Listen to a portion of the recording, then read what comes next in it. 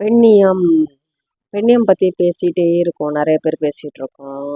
பெண்ணியம்ங்கிறது ஆணுக்கு எதிரானது இல்லை, பெண்ணுக்கு ஆதரவானது.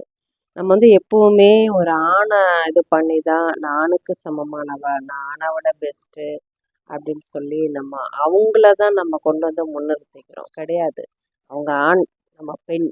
நம்ம பெண்ணாக இருந்து நம்மளுடைய வாழ்க்கையை எந்த அளவுக்கு மேன்மையாகவும் உண்மையாகவும் உரிமையோடும் வாழறோமோ அதுதான் பெண்ணியமாக நான் நினைக்கிறேன். முடிஞ்ச அளவுக்கு பெண்ணுரிமை பேசுகிறவங்கெல்லாம் உங்களுடைய பசிக்கும் பொழுது நீங்கள் உணவு எடுத்துக்கிறீங்களா? உங்களுடைய முதல் உரிமை, உங்கள் வயிறு சாப்பாடு கேட்குது, அதை நீங்கள் அந்த பசி உணர்ந்த நேரத்தில் நீங்கள் சாப்பிட்றீங்களா? முதல்ல பாருங்கள்.